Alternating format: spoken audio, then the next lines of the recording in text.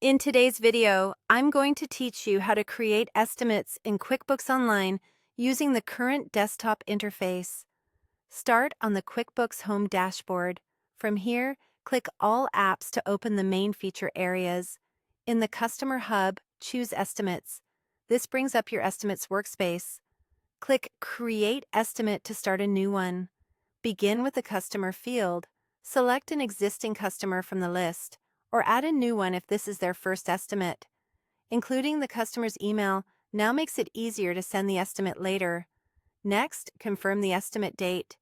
This is the date that appears on the document and helps keep your reporting accurate. You can also set an expiration date.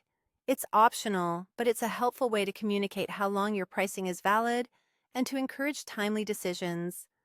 Now add your product or service line items. Choose the product or service you're estimating.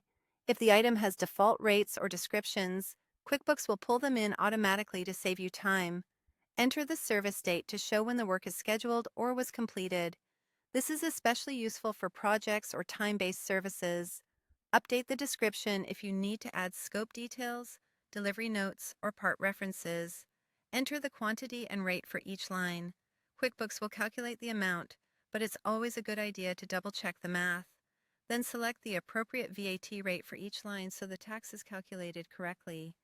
Make sure you choose the rate that aligns with your location, item type, and tax rules.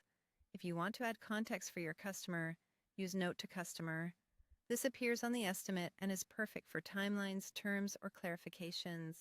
For internal details that your customer should not see, use Memo on Statement. Those notes will stay in your records only. If supporting files will help your customer understand the quote, click Add Attachment to include documents like specs, images, or PDFs. Clear file names make them easier to find later. Before finishing, review the subtotal and the estimate total, including VAT. Scan your quantities, rates, and tax codes to avoid revisions. Remember, estimates don't impact your books until you convert them to invoices, so take a moment to get them exactly right. When everything looks good, choose how to wrap up. Save and close stores the estimate and takes you back to your list. Save and send emails the estimate to your customer with a professional message you can edit before sending. If this video helped, please like, subscribe, and share. Thanks for watching.